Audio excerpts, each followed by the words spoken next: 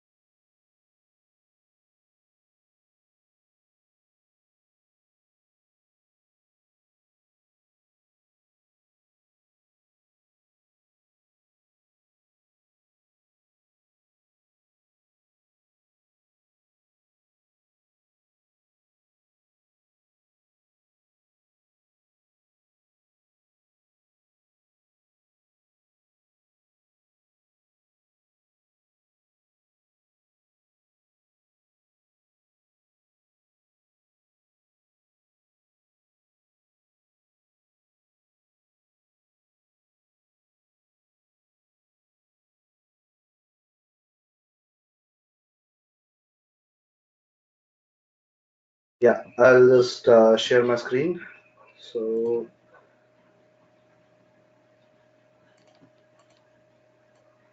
just tell me if you're able to see my screen.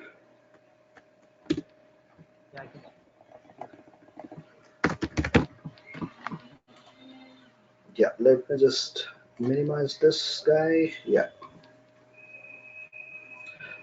So I believe we have the audience and I can start. So what we'll speak about is Angular 7 framework. That's the latest framework in the market. And before speaking about the framework, let me just introduce myself. I'm Abdullah Rahman. You can call me Abdullah. And I have 11 years of IT experience spanning across Bangalore and Hyderabad. These are the companies I've worked with so far. And three of these companies are in Bangalore. And then I moved to Hyderabad once I got selected into Microsoft. Since the last 4 years, I've been in Hyderabad. That's my IT experience. When working with these companies, I have exposure to multiple applications spanning across technologies, and I have varied enterprise application development experience. That's what will be handy for us when we speak about Angular, or in that case, any of the technological stack. We'll speak about generic programming when we speak about Angular. Then we'll move towards the Angular programming in Angular code. We'll speak about it when we speak more in depth about Angular. So that's my IT background. Coming to my technical and training background, I keep training people, and this is one of the recent trainings which I've given, which is offline training, which is classroom training. I train both online as well as offline. So this was one of the Azure sessions which I was giving recently. So that's a screen grab, and that's regarding my offline as well as online training experience. I keep training people on multiple technologies, and I keep training multiple corporates. I train cognizant US people, US employees, in the morning shift. That's my 6 to 8, which is their evening. So I keep training multiple corporates online as well as offline. So coming to my certification background, these are the certifications which I've done: 70532, 33, and 34. Developing and implementing and architecting Microsoft solutions. That makes me Azure Solution Architect. And I'm also MCTS, which is Microsoft Certified Technology Specialist, which is another two certifications, C Sharp and .NET. So essentially, 5 certifications gives me these two titles. So that would be very much handy for us when we learn any of the technologies, because certifications give you more insight into technology. So this would be something which we will leverage as and when we learn Angular. Coming to why Angular, and why we need to get into something which is related to JavaScript. So if you're a programmer with previous programming background, you could have definitely landed onto Stack Overflow. So the number of topics which are discussed on JavaScript as of 2016, this is the highest number of discussions happening. One programming language is leading all the way. That is JavaScript. This is 2016. We are in 2019.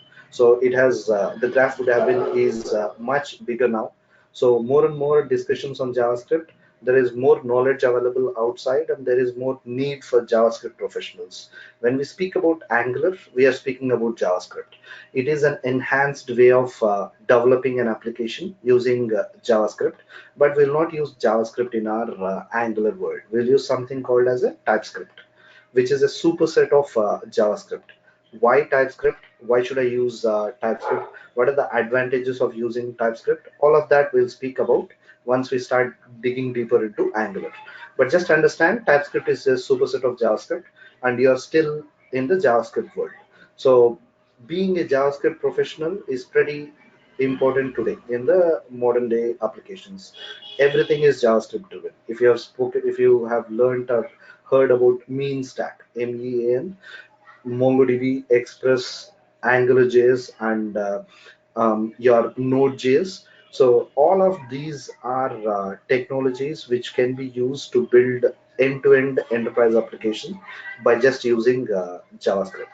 We'll speak about it, but just understand that JavaScript is one of the leading technologies to build enterprise level applications. And you should have heard about full stack developers. There is a more and more need of full stack developers in the market. So what is a full stack developers? A guy who can work on all the layers of your application.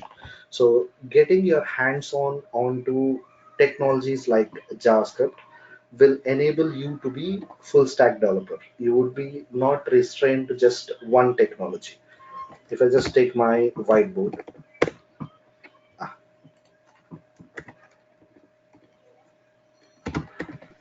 ah, Hi Abdul, sorry to yeah, interrupt you in the middle. yeah, uh-huh, Can I ask a quick question? yeah, So you are a sure. corporate trainer or you implemented projects, I real-time implemented projects? projects. So I not only implemented, I'm a technical lead. This is my I'm working as a technical lead right now. I'm occupied, and this is my part-time thing, which I consult and I work on and I deliver trainings.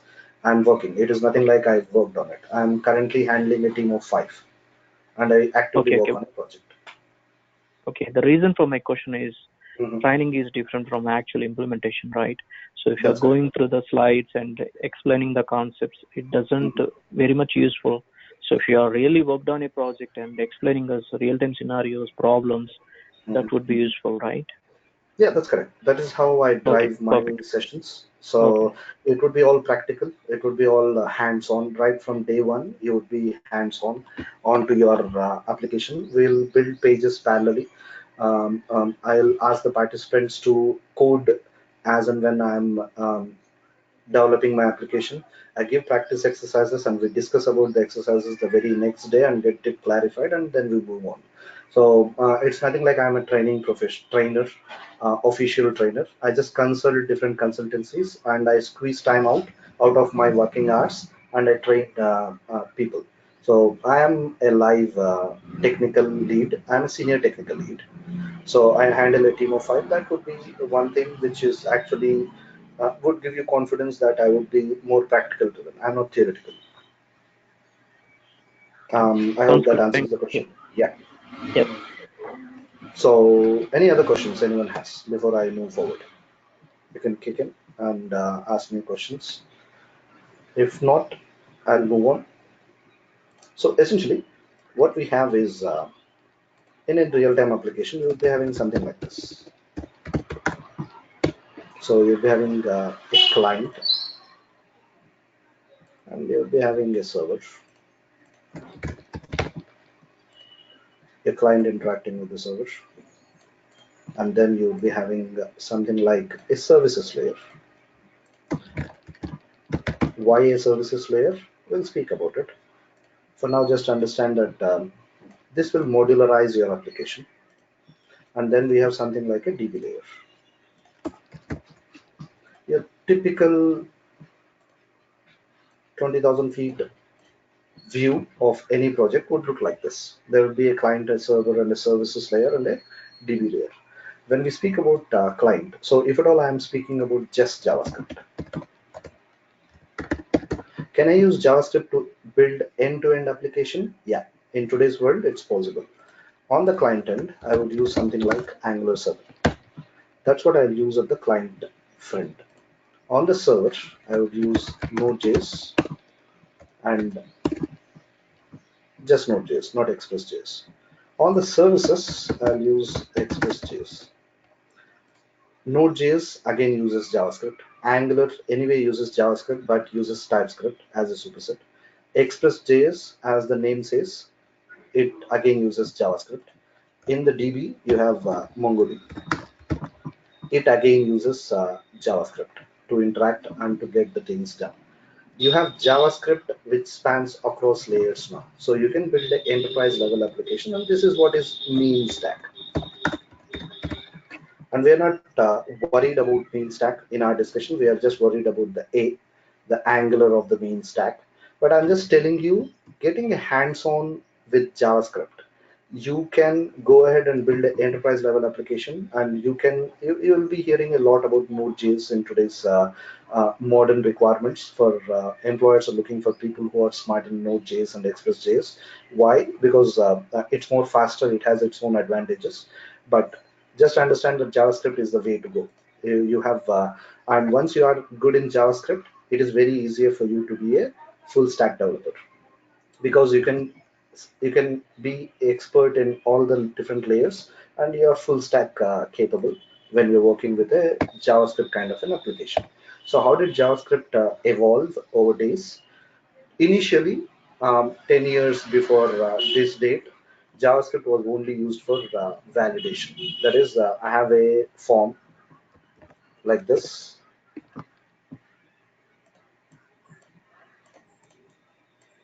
I have a username, a password button, and a submit button. So I would just use JavaScript to validate whether the username is a valid email. Password has all the special character, capital letter mixture and stuff before it is actually submitted to the backend. So I will just, this is what JavaScript was used for when we were speaking about it 10 years from now, in the past. Then JavaScript evolved into something called as dynamic HTML. It started manipulating the HTML. That is how it evolved to the next stage. Then came your XHR, your XML HTTP requests. All of your calls to the backend are HTML XHR requests. We will see about how everything is XHR when we speak about Angular and when we run the Angular application and work on it. But just understand it's a very famous paradigm, and it is very actively used across the browsers. All the browsers backend calls are XHR calls, and you can have a look at it by just going to your network tab, say F12, and just go to the network tab. Just oh, I do not want to do that. Just a second. Yeah. So if you just look at this, all of your calls, what are happening in the backend, all of this is what is happening and in the network calls, you have, again, I am speaking about GoToMeeting, you can see require JS being used. So again, all of these are XHR requests, which are happening in the backend. So we'll see a lot about what XHR is. So if I just say XHR, filter by XHR. So what are the XHR calls within your application? All of that would be listed. So we will see what XHR is and what are the different ways in which we can use XHR in our application. But that's what evolved in once JavaScript was enhanced. There were XHR calls which were being done in the backend, and it is quite famous even today. Then it evolved into something. Yeah, someone saying something. Yeah, yeah. Can you be a bit louder? I can hear you, but it is very low. Okay, sure. I Yeah. just wanted to know, what is the difference between the XHR and JSON? Is it like a both of looks similar sometimes, but I'm really not sure. So you want difference between XHR and a JSON, right? Is that Because correct? we see, Yeah. yes, because in So XHR, mhm, JSON response thing. that's So correct. So XHR is your request. This is how your request goes in. The data, what is being sent, is JSON data.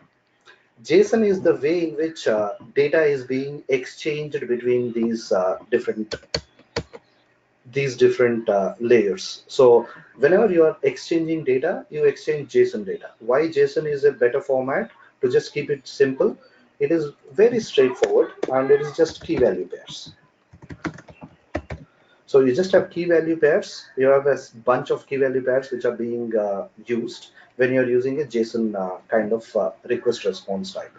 We'll see this once we are speaking about data and how the data is being exchanged, because in Angular you have something called as services.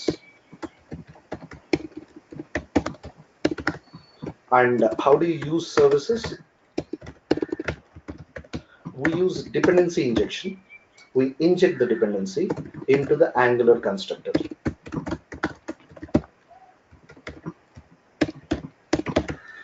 So what is all this and what is dependency injection? We'll speak about it in services. In services is where we will explore more about XHR and JSON. To answer your question, yeah, XHR is the way in which you pass the requests, and JSON is the way in which the data is being transferred to and fro. So these are totally different. XHR is a communication medium, JSON is the data medium. So we'll Yeah. see about it. Yeah, I Okay. hope you got the difference between the two. Yeah, is XHR is like I can say like is a vehicle and data is like the people who are traveling with. I just Yeah, wanted to that's know. correct. That's correct. Okay, you can go ahead. Yeah. Those who are not speaking can mute your phone so that it's less noisy. So moving on, then came your frameworks like jQuery, which is still famous, Prototype, YUI, different frameworks which will help you work with JSON. I still see some noise. Can I mute someone? Sai. Okay, yeah. Now it's a lot better. Yeah. So we have jQuery. That's our next framework. So in the jQuery, what did they do? They had an entire superset of JavaScript, and you can work with JavaScript in a much flexible way. So jQuery is famous even today. There are multiple applications out there which use jQuery extensively in their applications. That's how it evolved into a framework kind of language. Now you are in the MVC world. So now you have something like Angular, which came in, and it is helping us build an architecture end-to-end application using MVC architectural pattern. Why MVC? Why model view controller? Why this is a very famous paradigm? And why did Angular adapt this architecture? We'll speak more about it. But this is how Java has evolved over time, and now it has been evolved into a complete end-to-end architectural pattern. And Angular extensively uses the MVC pattern. So why is that? To just keep it very simple, there is something called a segregation of consoles. So when you build a real-time application, over time it would be a maintenance nightmare if you don't segregate it into different modules. Your application has to be modularized. There is something called as segregation. I'll just say seg of concerns. And there are some principles like solid. If at all you did not read about it, it's fine. We'll explore more about solid.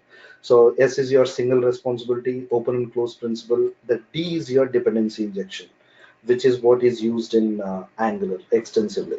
So your dependency injection is again a principle. Your segregation of concerns, that's one of the important things what you need to do when you're working with your project. MVC will help me segregate my concerns. It will help me split the different responsibilities into different buckets so that my application is modular enough. So that is why we have an architectural pattern which is adapted in Angular. Why MVC? How can we use model view controller inside our Angular application? All of that is coming in future sessions when we start discussing deeper in Angular. But just understand this is how JavaScript has evolved into a architectural pattern. So what's in store?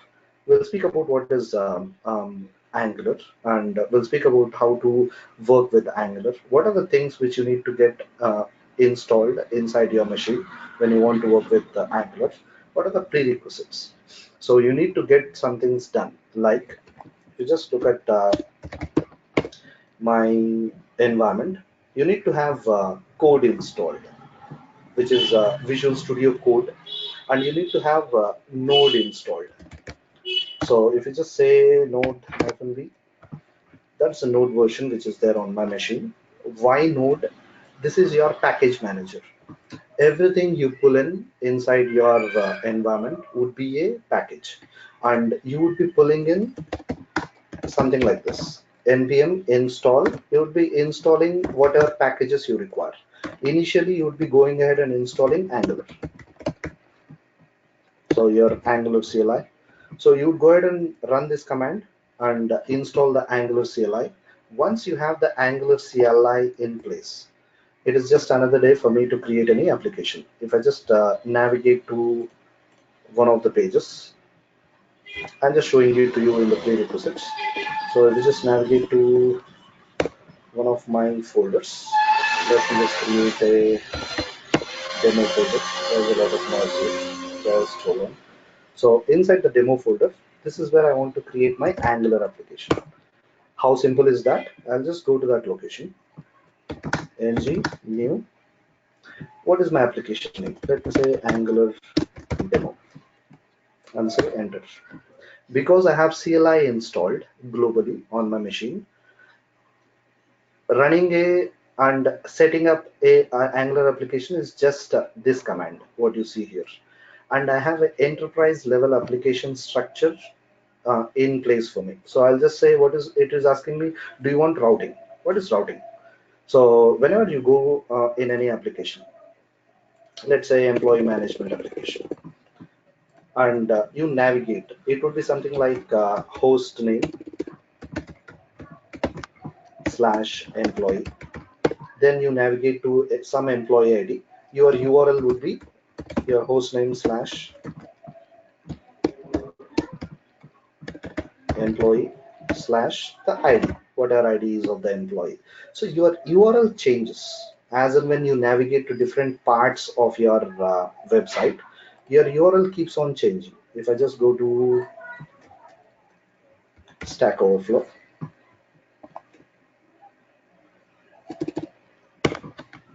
that's one of your famous websites which you keep visiting as a developer. I keep going to different left nav tools. So you see that my URL is changing. Now it is users. I go to jobs, it's jobs. I go to tags, it is tags. This is what is routing. So I am if this is an Angular application, I would have bound this route to a particular component. So I will bind each route to the component. Why we will bind routes to components? That's the easier way of rendering your components onto the UI. So I would have bound tags component to this route so that this would be rendered onto the UI. So that is what is routing. So we usually see routing when we work with any of the websites out there. So it is just asking me, should I enable Angular routing within this new application which you are planning to create by just giving this simple command? I'll say yes, that's what I want to do. Then it is asking me, what is the kind of style sheet which you want to use? CSS is old now. So you have multiple other ways of creating your style sheets. You have SCSS, SAS, less stylus. There are multiple ways you can interact and deal with CSS now.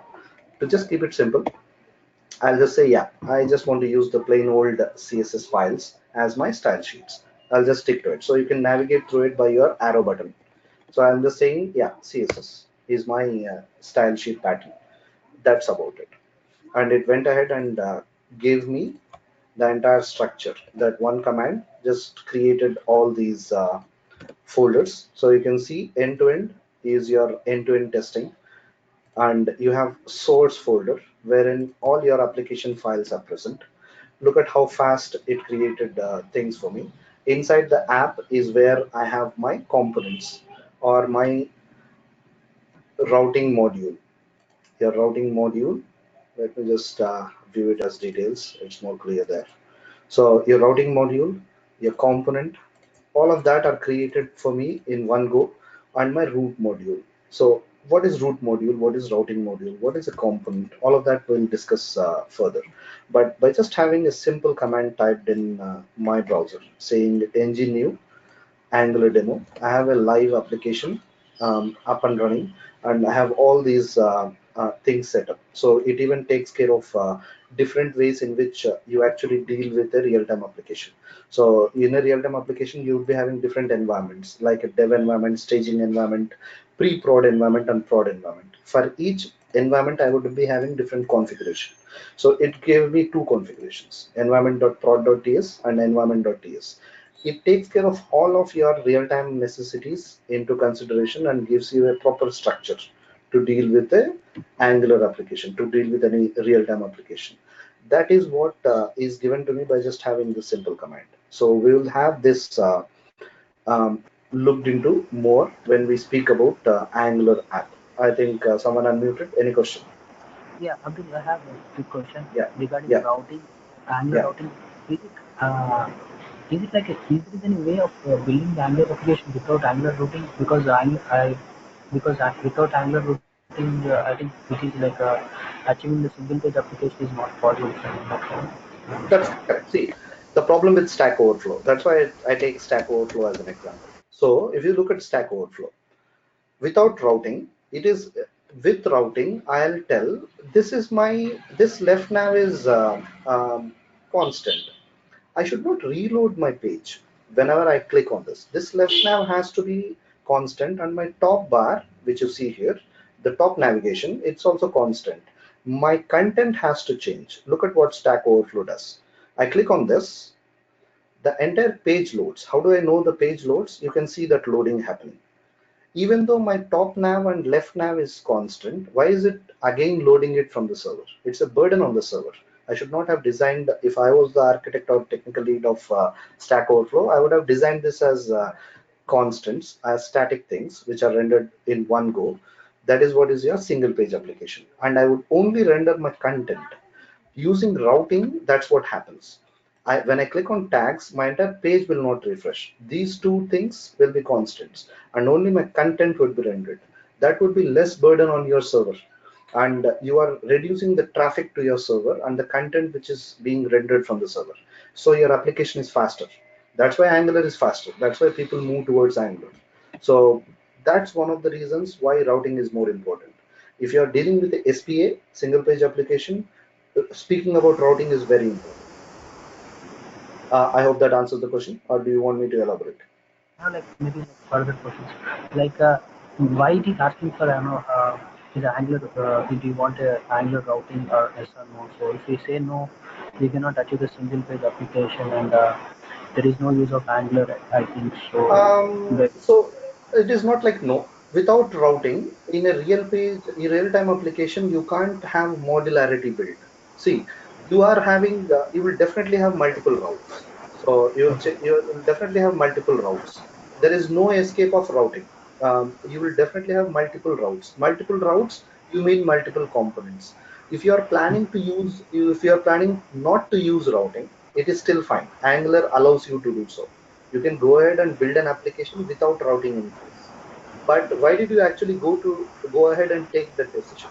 It would be a big blunder. Over time, you can't maintain this application because routing helps you to segregate different components into different buckets. If you're not going with routing and building a single page application in a flat manner, it would not be useful over the time. Over 6 months of time, 10 developers contributing to your project, it would be a maintenance nightmare. You don't know what to do there. So if at all you go with that decision, it would be a very big design flaw. That's why right at the beginning, Angular asks me, do you want to go with routing? I can say no, and I can have an application built without routing. But why did I do it? I don't know why any real-time application would take that decision. To answer your question, we can build an application without routing, but without routing, it would be a maintenance nightmare. You can't maintain that application over time. Actually, you were talking about like refreshing only the not all the things, only the changes like a Yeah, content or something yeah, yeah, with the help of routing. So we yeah. are changing only like one box or something. That's correct. But You would only change this. how Yeah. can we observe that thing in console? uh, uh, debugger saying that whenever, but when I observe in the console or somewhere, like I refreshing the, it is refreshing everything and getting the things. It looks like everything is loading again. Like, but You can observe it in your network tab whenever something is being refreshed or whenever some new content is being rendered. All of that is present here. You can't escape this guy. This guy catches and says that new component is being rendered here. But these things would be rendered only once. This left nav on the top nav would be rendered only once. So you would is there be, is yeah. there any way we can find out that these things are the Stack Overflow, the main header bar and the sidebars are not loading again, and it is already there, and only that something is changing. So if we can Um, observe something here, we network tab. we can we can clearly say that I don't know what are the files they use. So you can see that it's a huge number of files. You can see how it piles up. So you can see the scroll bar. It's a pretty huge number of files. But how can I say that they are being rendered again and again? Because the entire page is refreshing. I can see that the entire page is refreshing there. Yes. So it is again being pulled from the server. That's why the entire page is being refreshed. Otherwise, it would not have refreshed the entire page. So you can see that it is blinking. The blink is happening there. So that's why I can say that it is an entire page render, which would be a design flaw for every real-time application which you build from now on. They would not render the entire page. You would see, you can clearly see in Amazon and stuff like that. Let me just go to Amazon. Um,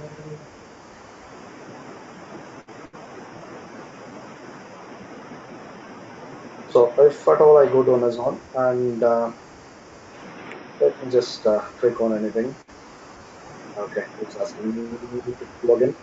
Let me just go to mobile accessories. So any real-time application would not do that rendering again and again. Can I show it here? Let me just pull you some other example wherein the application would not pull the nav and it will just pull the content. Let me just see what is that website. But essentially, it is a design flaw for you to actually render the entire application for each request, in entire page for each request. Okay. But like Okay. even like in my current Mhm. project also, like when I look at the things, like when I refresh it, loads everything again, all the Then services, you can but go they ahead are and using Angular routing and everything. But I'm oh, not is sure it? like how. Then essentially what they did. To just answer your question in one go, you should use your navigation component inside your index HTML. So that would be one input which I can give, and you can suggest it to your team so that you can get some brownie points. So essentially, in your source, so let me open this in my Visual Studio Code. We are moving away from the demo. That should be fine. Let me just address this question. I think everyone are like working. Okay, yeah. So I'll say code space dot. This is how I launch my Visual Studio Code. So this is one thing which I want you to install. Pretty easy to work with. So what I would suggest, go to index.html, and here is where you're loading all your components. Your app root component is being loaded here, and the app root is the component which is this component. So my selector is app root. So I'm loading my app component here. My app component is having the HTML. It is saying welcome and blah blah blah. Essentially, you go ahead and suggest have a different component saying nav component and integrate this component inside your index.html. Have your nav component integrated here. And index.html, once that is integrated, that would be the component which would be rendered as like this, like your navigation bar.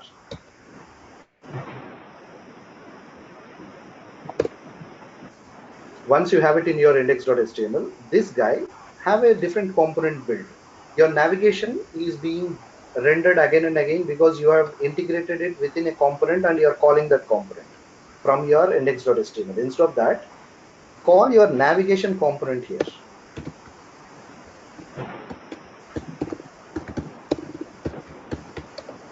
Call your navigation component here, then call your root component. and your navigation component will stay intact, and your root component keeps changing because my root component has another components which are loaded. I have multiple components which are being loaded, so I would have my root component being loaded again and again, but my nav component will stay as is, because this is what I have rendered in my index.html. So I will not reload my component. There has to be some revamping and refactoring which needs to be done if you're not using Angular as Angular, because that's the advantage I get when using Angular. I need not reload the entire page. I can have this as static content. How can I have this as static content? I can have this integrated within my index.html page, and I can have this content being rendered whenever I click on different routing parts. So that would be a bad design, and we will build a page which will load only the content, and it will not refresh. You will not see the reload happening. In our practical exercises, we'll build a page wherein reload will not happen, and it will only render the content. There you will understand how to build the navigation and how to reload the content. We'll work on a simple example. There you will understand how can I do it. Go ahead and integrate that within your project. It would be brilliantly good.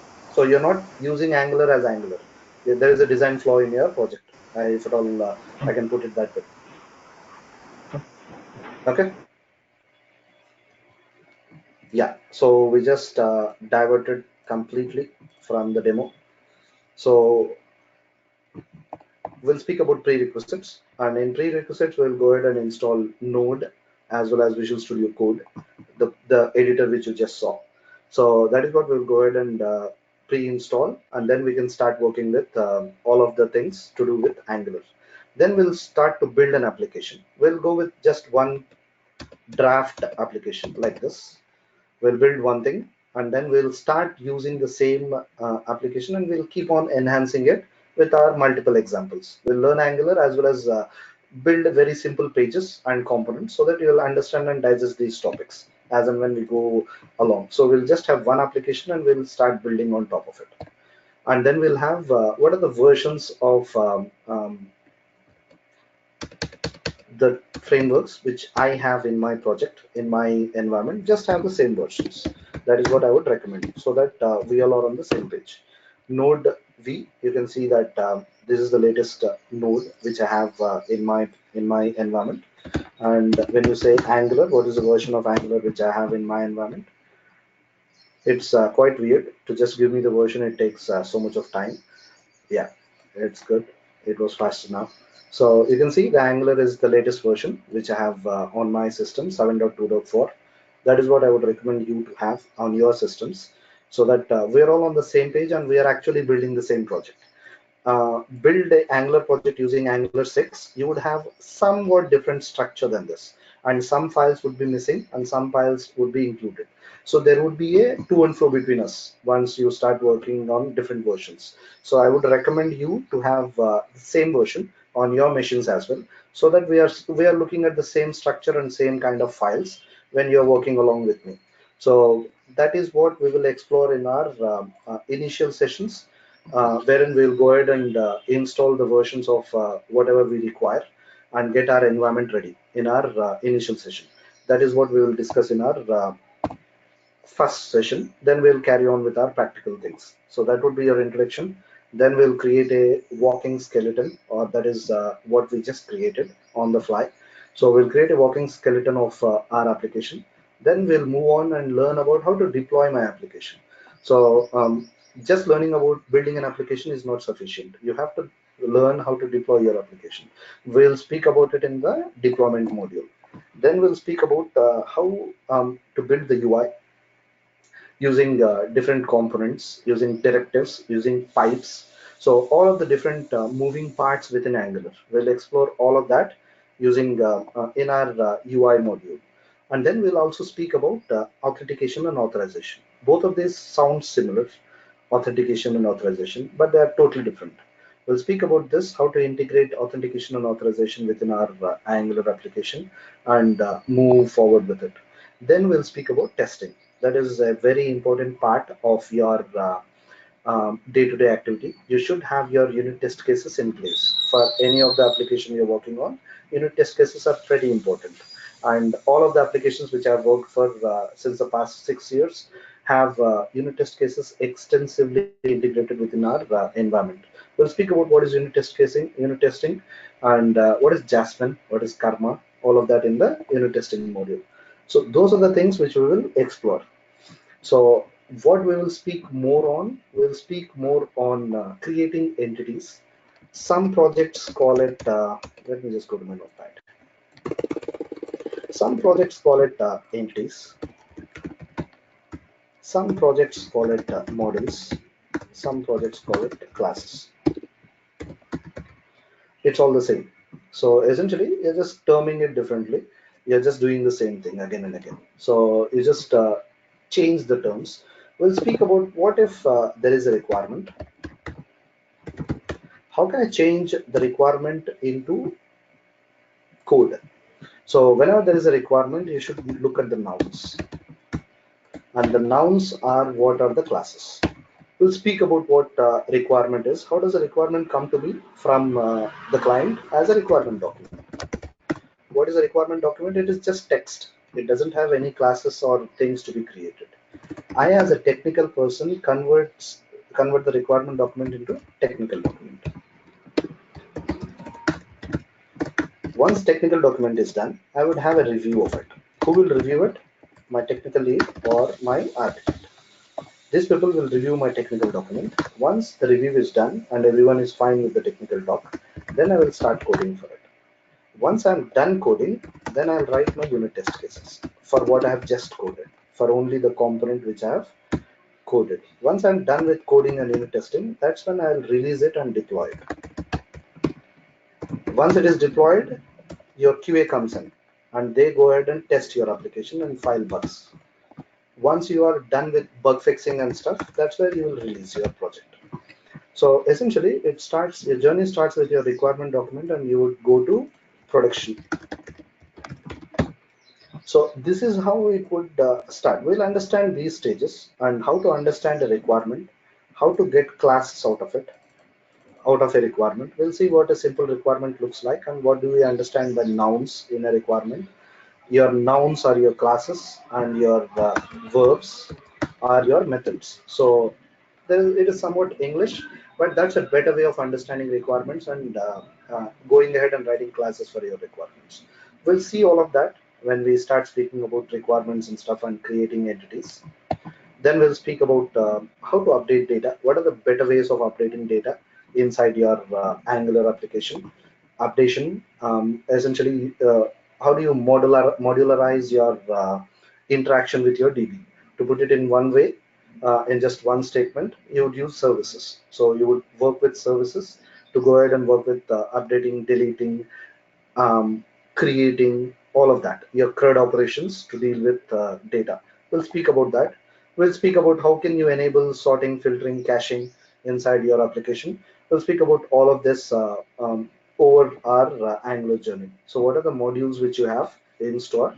So we'll speak about introduction to JavaScript and what is MVC framework and what is Angular and how are all these things correlated to each other in the first module. Then we'll move on and speak about components and document object model interactions in the second module. What is component and what are decorators? Why should I build a component? How can components help me build a modular application? We'll speak about all of that in the second module. Then we'll speak about components and dependency injection. So what's dependency injection? Why is it useful? And how can I leverage dependency injection to loosely couple my products, loosely couple my components in my application? All of that is built in into the Angular project. We will leverage what is built in. That is what we will speak about when we speak about the dependency injection module. Then we'll speak about routes, inbuilt directives which are there, like your ngif and ngfor, and we can also create our custom directives. We'll see how to create that, and we'll speak about pipes.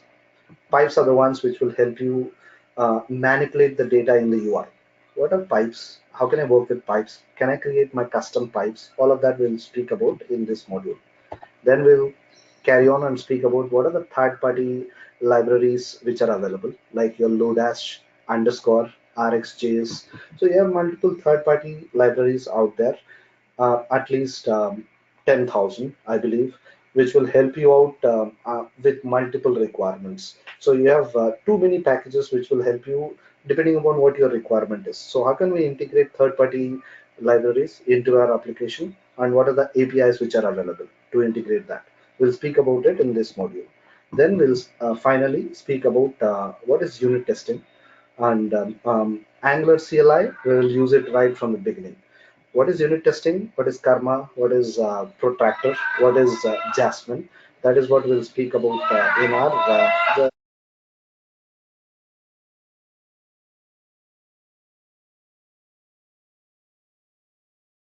there was a lot of background noise. So, unit testing and stuff, we'll speak about it. Then we'll close speaking about a real-time project live application end to end, and integrate all these parts into one, and then just see how the flow looks like. And we'll speak about use cases, how should we understand the requirements, and stitch these things together inside our final module.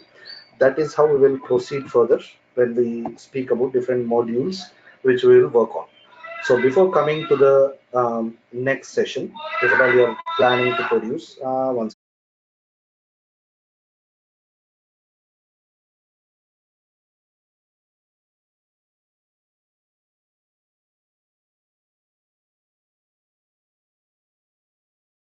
yeah, too noisy. So essentially, before coming in, install Node. How can I install Node? Just go to Chrome and say install Node. The first link, the nodejs.org. Depending upon what your machine is, go ahead and download that installer, if it is Windows or if it is a Mac, or you just want to download the source code. Depending upon what your operating system is, go ahead and download that. If at all it's a Windows operating system, download the 64-bit guy with Windows 10. Go ahead and install this MSI. Once you have Node in place, the next thing which you need to install is Visual Studio Code.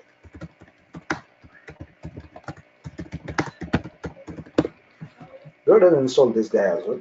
So that's your official page, code.visualstudio.com. Depending upon what your operating system is, download that version, install it, because this is the IDE which we use. What you see here, this is the IDE which we use in our practice. Is this the only IDE I can work with? No. You have WebStorm, you have Visual Studio, you have multiple other IDEs. If you are Atom, or you have Eclipse again. I don't know whether Eclipse goes well with Angular or not. So you have multiple IDEs which can work with Angular. If you're comfortable with any other IDE, go ahead and use it. We're not speaking anything specific to IDE. If you're comfortable with any other IDE, go ahead and use it as is. But I would be using Visual Studio Code. So if at all you don't have any IDE handy, then go ahead and install Visual Studio Code. It's free. It's completely free, open source.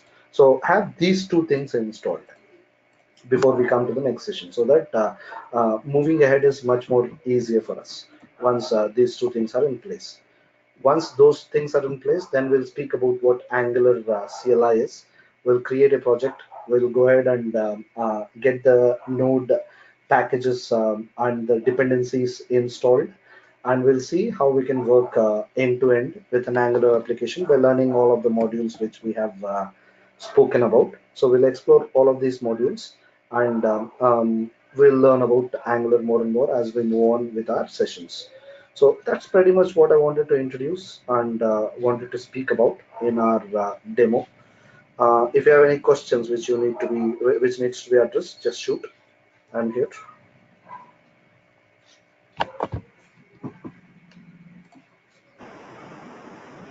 Abdul, maybe it is Yeah. not like what you teach so far, but I just wanted to know like how you started your career, like when you were like starting Angular or something like that. If you don't mind I'm telling us, sorry. Can you be? Your voice is a little bit faint. okay. You're speaking about Is, my career, is my how I voice started it. loud now? Is my voice is loud now? Yeah, now it is good. Okay then. My question is like okay, like maybe like uh, it is like maybe when maybe like if you are in like a position like where you started learning the Angular uh, and you are not sure like what exactly you need to do and how exactly you need to learn.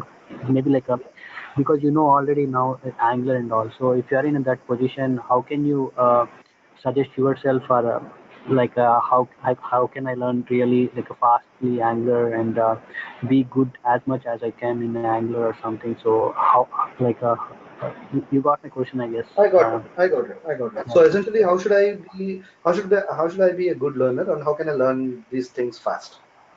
And how Yeah. should I start? Where should I start from? Right? That is what you're asking. Yes. So essentially, it all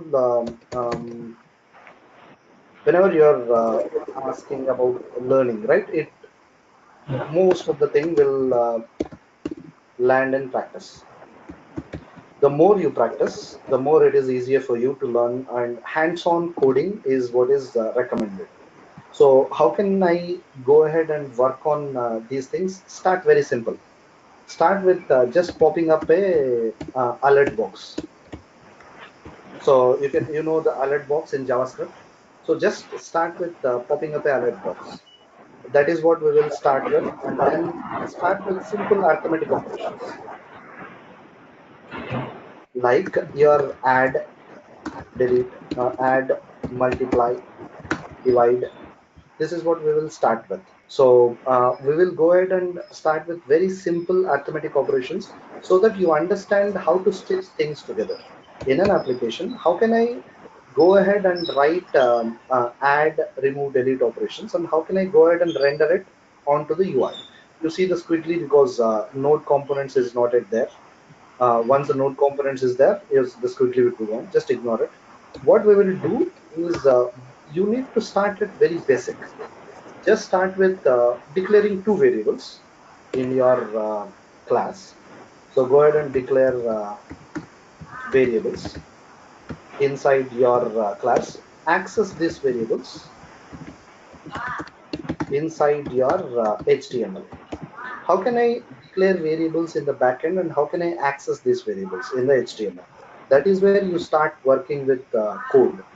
Once you are comfortable dealing with to and fro, that is with the backend, in the backend is where you declare, and then you pull the variables in your front end. Once you are comfortable pulling the variables back and front end, then you start building on your logic. How can I build logic inside my system? So all of that is a step-by-step procedure. The best way to do about it, keep practicing, keep hitting errors, and keep searching for resolving the errors. So the more errors you hit while you are practicing, the better for you. When you are with me in the sessions, I am here to resolve your errors. So once we are even done with the course, practice is very important. No matter I'm an architect or a technical lead, I should be hands-on with the code. Otherwise, code quickly escapes my head. So that is the way the code works. You have to be hands-on. That's how you will be smart at coding. So keep practicing and keep practicing it at a very basic level. Write very simple code, then enhance your understanding about the code. That is what we will do when we want to learn about Angular. We'll start very simple, then we'll complicate the things. Okay. Any other questions?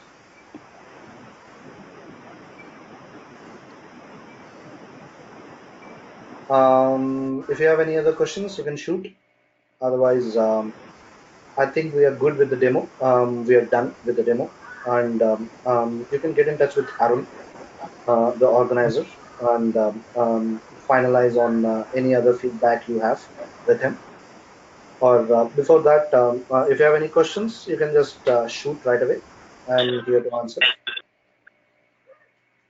Yeah, someone is speaking. Hi Abdullah. How many days Yeah, it's going to take? Like how many classes? I'm planning for a 24-hour class or a 30-hour class. I Okay. think Can that you, would be sufficient.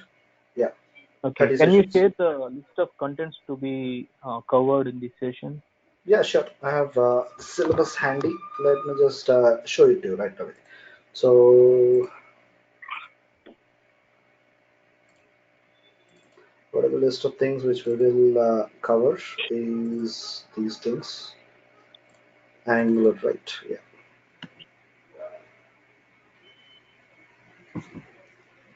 I'll share you this doc. I'll share it with Arun. He will share it across with you. So these are the list of things which we will cover. Let it just open.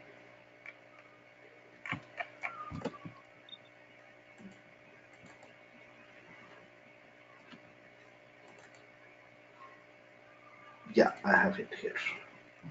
1 second. Let it just open.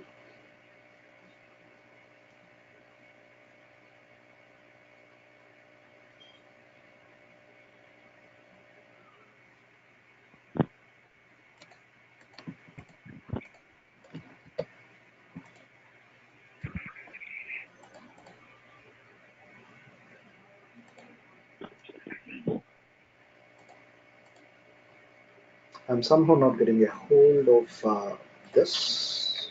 Yeah, so you have it here. So what's Angular? We'll have the environment ready. We'll have the things which needs to be installed ready. Then we'll start speaking about the features of CLI. Let me just elaborate it a little bit. Yeah. So generate parts of our application using ng generate commands and building our components. We'll speak about TypeScript. What are the different things which are to do with TypeScript? Why TypeScript is better? What will happen once I build my application in TypeScript? What is transpiling? It is just similar to compiling. TypeScript files are transpiled into JavaScript. We'll speak about TypeScript. Then we'll go ahead and build our Angular application. Once we are good in our TypeScript, the next thing we will speak about is our Angular applications. What are modules in Angular? What is component? How can we create components and stuff? What are ng if and for? What is input and output directive and stuff? And we'll speak about routing modules until we deploy it to Git. That is what I have shown it in a other way, whatever we discuss here. Yeah, these are the modules which we'll be covering. So that's a Excel representation of what we'll be discussing, and this is a presentation there. Those are the things which we will cover. I'll share you the same with Arun, and he will send it across to you. That is what we are planning to cover. I hope that answers the question. Also, Yeah. yeah, also Abdullah, can you explain about what are the differences we found from Angular 2 to Angular 7? What are the features they included, or what are the features they improved in one version to Yeah. other? So Yeah. that would be useful. Yeah. So essentially, it's huge. Huh. I have it here. So it's pretty huge to discuss that. At least I need another 15 to 20 minutes. So essentially, to just put it simple, there were quite a few things which happened over time. Angular 2 is the fundamental framework. And on Angular 2 is what is Angular 4 built. Then you have Angular 5. There were quite a few things which were deprecated from Angular 5, like HTTP library. People loved it. Then they deprecated it and they came up with the HTTP client, which is much lightweight. And what are the advantages of it and stuff like that. This is all what I speak about when I speak about Angular. I start from here. So you have multiple things which come in when you speak about multiple frameworks. They add in some new features. So 6 months down the line, you have a completely different framework, like Angular 8 would be in the picture. But the numbers keep increasing. That is what is Google's promise. Each 6 months, they will release a new version of Angular. But the catch is all of this would be built on Angular 2. The framework is Angular 2, and they would keep on enhancing Angular 2 to different versions. Angular 4, 5, 6. Once you come to 6, there are multiple things which are enhanced. Your Angular command line interface, CDK, your Angular material, if you're familiar with Angular material, that has been enhanced. So you have multiple things which are enhanced with each version. And then came Angular 7, what we are working on currently, and what is the version which I have in my local environment. They keep enhancing it. Sometimes the enhancements are just application performance enhancements, wherein previously it was taking X amount of time. Now it is taking 0.x amount of time. So huge improvement in the performance. They will just improve the engine, and most of the Angular 7 features are engine improvement things. They are not on the CLI or on the programming front. They are more towards improved accessibility, application performance, your prompts, so stuff like that. They have enhanced the way in which the engine behaves rather than your CLI. So there are multiple things which are incorporated as and when new versions of Angular are coming into the market, and there is a recent version which you have. So we'll discuss about these things in depth of what is what, and how did these things improve over time once we start speaking about different versions. It would take much more time than what I have planned for today. I still need to, as I've said, I'm a technical lead and I still need to run to my office. So I do these sessions in my spare time. I just squeeze in some time, and that's where I do this consultancy and stuff. We'll come to it once we start speaking about the versions. Okay. Yeah, maybe you could do like Yeah. talk on this maybe another time. Yeah. I'll surely speak about it. So, any other questions you have, or anyone else?